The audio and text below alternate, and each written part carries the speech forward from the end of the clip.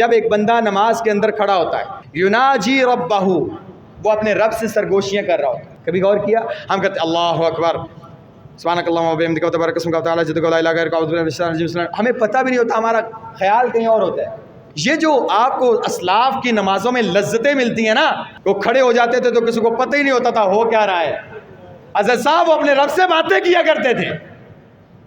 فاتحہ ہر بچے کو یاد، ہمیں بھی یاد، نماز کے اندر دہرائی جانے والی. اگر آپ قرآن کی اس چھوٹی سی سورت کا مطالعہ کریں اور اس کے اندر چھپے ہوئے احکامات کے اوپر غور کریں تو آپ کو اس بات کا اندازہ ہوگا کہ یہ چھوٹی سی 7 آیات پر مشتمل سورت یہ پورے کے پورے قرآن کا دباچہ اور خلاصہ ہے.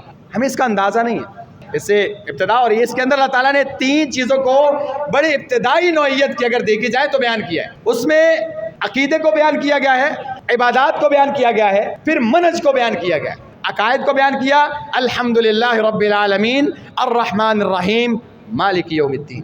پھر عبادات کو بیان کیا ایاک نعبد و ایاک نستعین.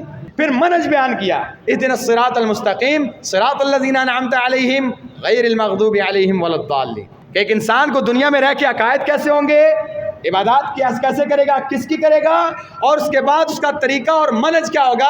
اس کے اندر استقامت ہو، اس کے اندر صحبت ہو، اس کے اندر چلنے کے معاملات ہوں، کن معاملات کو کرنا ہے، کن سے بچنا ہے، کن کا ساتھ دینا ہے، کن کا نہیں دینا، ان کی زندگی کا مطالعہ ہو، گزشتہ قوموں کے قصے ہوں. یہ سارے کے سارے معاملات اللہ تعالیٰ نے ان 2 آیتوں میں بیان کیے. میں جب اس کے تشریحات کا مطالعہ کر رہا تھا تو مجھے ایک اور بڑی مزیدار بات لگی جو میں سمجھتا تھا کہ آپ کے ساتھ شیئر کروں، کہ اس کے حروف کی گنتی کی جائے تو آپ دیکھیں گے کہ اس کے حروف کی گنتی بنتی ہے 63 جمع 63 یعنی 126. تو یہ درمیان میں جو بنتا ہے ایک حصہ بنتا ہے اللہ کے لیے، ایک بنتا ہے بندے کے لیے. الحمدللہ رب العالمین الرحمن الرحیم مالک یوم الدین ایاک نعبد و ایاک نستعین. اور اس حدیث کے اوپر بالکل یہ صادق آتی ہے جس کے بارے میں اللہ کے نبی علیہ السلام نے فرمایا تھا، حدیث قدسی ہے. اللہ نے فرمایا تھا نا، میں نے نماز کو اپنے اور اپنے بندے کے درمیان تقسیم کر رکھا ہے. جب ایک بندہ نماز کے اندر کھڑا ہوتا ہے یناجی ربہ، وہ اپنے رب سے سرگوشیاں کر رہا ہوتا ہے.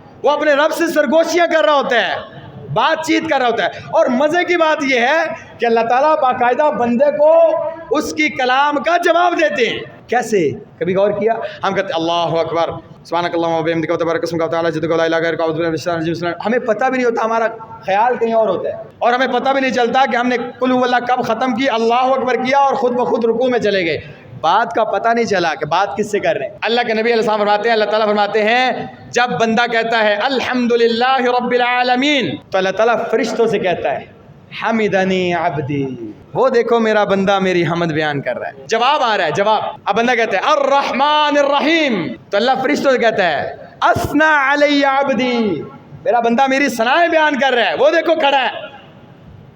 کہتا ہے مالک یوم الدین تو فرشتوں سے اللہ تعالیٰ کہتے ہیں مجدنی عبدی، میرے بندے نے میری بزرگی بیان کی. اب یہ سرگوشی ہو رہی ہے، گفتگو ہو رہی ہے. عمر بن عبدالعزیز رحمہ اللہ سے کسی بندے نے پوچھا، حضرت صاحب آپ جب نماز میں سورہ فاتحہ پڑھتے ہیں ہر آیت کے پڑھنے کے بعد تھوڑی دیر آپ سکتہ کیوں کرتے ہیں، ایسے کیوں کرتے ہیں؟ الحمدللہ رب العالمین الرحمن الرحیم، ایسا کیوں کرتے ہیں؟ پڑھتے جایا کرتے ہیں سردن الحمدللہ رب العالمین اللہ اکبر. عمر بن عبدالعزیز کہتے ہیں میں اپنے رب کے جواب کا انتظار کرتا ہوں کہ میں کہتا ہوں الحمدللہ رب العالمین، میں انتظار کرتا ہوں کہ میرا رب مجھے کہے حمدنی عبدی. اب آپ نے کہا الحمدللہ رب العالمین الرحمن الرحیم مالک یوم الدین ایاک نعبد و ایاک نستعین. اللہ فرماتے ہیں ھذا بینی و بین عبدی، یہ میرے اور میرے بندے کے درمیان مشترک ہے، اس کے بعد جو میرا بندہ مجھ سے مانگے گا میں اسے عطا کر دوں گا.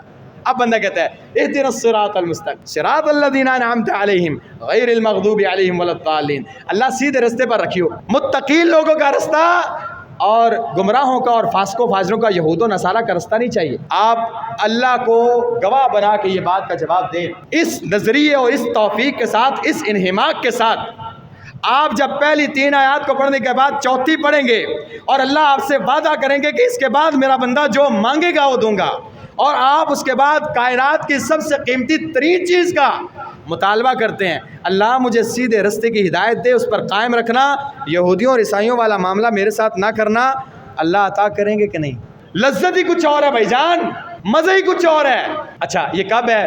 صرف فرض نمازیں جو ہے نا، فرض نمازیں صرف فرض رکھتے ہیں آپ ایک دن میں صبح و شام میں 17 مرتبہ اللہ سے یہی کلام کرتے ہیں. 17 مرتبہ ایک بندہ بار بار اللہ سے گفتگو کرتا ہے اور اللہ اس کی باتوں کا جواب دیتا ہے اور بار بار یہی سوال کرتا ہے. مجھے بتائیں اس کے یہ جو آپ کو اسلاف کی نمازوں میں لذتیں ملتی ہیں نا، وہ کھڑے ہو جاتے تھے تو کسی کو پتہ ہی نہیں ہوتا تھا ہو کیا رہا ہے. حضرت صاحب وہ اپنے رب سے باتیں کیا کرتے تھے، ان کو جواب کا انتظار رہتا تھا، ان کو مٹھاس آتی تھی. جب آپ کا خالق آپ کو جواب دے رہا ہے پھر سبحان ربی العظیم کہنے کا مزہ ہی کوئی اور ہے، پھر سجدے میں سبحان ربی الاعلیٰ کہنے کا مزہ ہی کچھ اور ہے، پھر اس کے اندر تشہد میں بیٹھ کے اس سے دعائیں کرنے کی لذت ہی کوئی اور ہے. لیکن ہمیں اس کا پتہ نہیں ہے نا، ہم اسے سمجھتے ہیں چونکہ سب سے زیادہ مجھے یہ یاد ہے لہٰذا اس کو جلدی جلدی پڑھتے ہیں تاکہ جتنے. اور اس سے بھی افسوسناک بات یہ ہے کہ ہم نے اللہ عالم کہاں سے دلائل علماء کے پاس ہیں، لیکن میں سمجھتا ہوں مقارنہ کرنا آپ کا حق اور فرض ہے. آپ آئیں مسجد میں اللہ اکبر کر کے کھڑے ہوں اور اگر آپ کی پہلی رکعت نکل گئی ہے یا چلیں آپ پہلی رکعت میں بھی آ گئے ہیں، آپ پڑھتے ہیں سبحانک اللہم و بحمدک و تبارک اسمک و تعالی جدک ولا الہ غیرک. آپ نے آ کے چند ثنا کے کلمے کہے، اللہ کی تعریف بیان کی. اب جب بات کرنے کی نوبت آئی تو آپ نے کیا کیا؟ آپ نے کہا مول صاحب پڑھ رہے ہیں. آپ نے کہا مول صاحب پڑھ رہے ہیں لہٰذا مجھے ضرورت نہیں ہے بات کرنے کی. جو مولوی مکائے گا اللہ کے ساتھ تو ہماری بھی وہی ہے. حالانکہ اس کے بارے میں اللہ کے نبی علیہ السلام نے کیا ارشاد فرمایا؟ لا صلاۃ لمن لم یقرأ بفاتحۃ الکتاب. اب میں صرف نا ایک دو باتیں عرض کروں گا، میں اختلافات میں نہیں جانا چاہتا، واضح دلائل ہیں. یہ جو آیت نازل ہوئی کہ جب قرآن پڑھا جائے تو آپ نے خاموشی کے ساتھ سننا ہے، مکے میں نازل ہوئی. کس پر؟ اللہ کے نبی پر. اس کی تشریح سب سے زیادہ کون جانتا ہے؟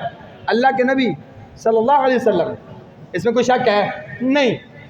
وہی نبی جس پر یہ قرآن کی آیت نازل ہوئی ہے، وہی نبی اپنے صحابہ کو کہتا ہے کہ بھائی وہ جو قرات بعد میں کی جائے گی وہ آپ نے سننا ہے، سورہ فاتحہ ضرور پڑھنی ہے. تو کوئی اشکال رہ جاتا ہے؟ نہیں. ہم کہتے ہیں نہیں وہ بھی قرات ہے لہٰذا امام کی قرات. اب بھائی میں کیا کر رہا ہوں؟ میں پیچھے سن رہا ہوں. بھائی آپ کو حق نہیں ہے پیچھے بات کرنے کا.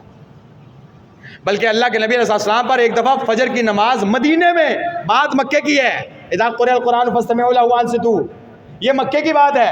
آپ علیہ السلام مدینے میں فجر کی نماز پڑھاتے ہیں، آپ پر نماز بوجھل ہو جاتی ہے. آپ نماز کے بعد کہتے ہیں بھائی آپ میرے خیال سے جو میں قرآن پڑھتا ہوں آپ میرے پیچھے پیچھے پڑھتے ہیں. کہا جی یا رسول اللہ جو آپ پڑھے ہوتے ہیں ہمیں کچھ یاد ہوتا ہے تو ہم بھی وہ پڑھتے ہیں. تو آپ سامنے کیا ارشاد فرمایا تھا؟ آپ نے فرمایا تھا ایسا نہ کیا کرو، صرف سورہ فاتحہ پڑھ کے خاموش ہو جایا کرو، پھر باقی سنا کرو. آپ نہیں فرما سکتے تھے؟ اللہ نے قرآن میں کیا ارشاد فرمایا؟ جب قرآن پڑھا جائے تو سنو، تم پیچھے بالکل چپ کر کے کھڑے ہوا کرو، کچھ نہ پڑھا کرو. یہی فتویٰ تابعین نے ابو ہریرہ سے لیا. ابو ہریرہ نے جب یہ حدیث بیان کی، شاگرد کہتے ہیں یا حضرت صاحب مسئلہ یہ ہے کہ بعض دفعہ امام جہری قرات کرتا ہے تو قرات ہوتی ہے، تو اللہ قرآن میں فرماتے ہیں کہ قرات کو سننا چاہیے. اب سورہ فاتحہ پڑھے تو بندہ کیا کرے؟ تو ابو ہریرہ کا فتویٰ، جن کے سینے کے ساتھ وہ چادر لگی تھی جس کے بارے میں اللہ کے نبی علیہ السلام سے کہا تھا یا رسول اللہ مجھے چیزیں بھول جاتی ہیں، کہا چادر بچھاؤ. چادر بچھائی، دعا کی، آپ نے کہا چادر سمیٹو سینے سے لگاؤ. انہوں نے چادر سمیٹی، سینے سے لگائی. ابو ہریرہ کہتے ہیں وہ دن ہے، آج کا دن ہے، آج تک کوئی بات نہیں بھولا. ابو ہریرہ کے لیے تو دعائیں ڈھیر ساری ہیں. ان سے جب فتویٰ لیا گیا تو انہیں پتا کیا کہا؟ اقرأ بہا فی نفسک. یہ سورہ فاتحہ پڑھنی ضرور ہے، یہ پیچھے آپ اپنے دل میں ضرور پڑھیں گے. یہ نہیں کہا کہ ہاں. یہ ابو ہریرہ صاحب جانتے ہیں کہ آج کے ہم فقیہ لوگ اور بھائی نماز میں سورہ فاتحہ، قیام کے اندر اور کام کیا ہے؟ سورہ فاتحہ کے علاوہ کوئی کام نہیں ہے. لہٰذا آپ جہری ہو، سری ہو، نفلی ہو، فرضی ہو، کوئی نماز بھی سورہ فاتحہ کے بغیر نہیں ہوتی. یہ رکن ہے نماز کا، یہ بات یاد رکھیں. اسی لیے تو اللہ نے فرمایا میں نے نماز اپنے اور بندے کے درمیان تقسیم کر رکھی ہے. تو جب تقسیم کر رکھی ہے تو آپ نے وہ معاملے نہیں کیا جہاں پہ اللہ تعالیٰ نے آپ کو جواب سوال کرنے تھے. تو اس لیے اس کو نماز کا لازمی جز بنائیں. اس کے اندر اللہ تعالیٰ نے تمام وہ باتیں ذکر کی ہیں، پورا قرآن جس کی تشریح ہے.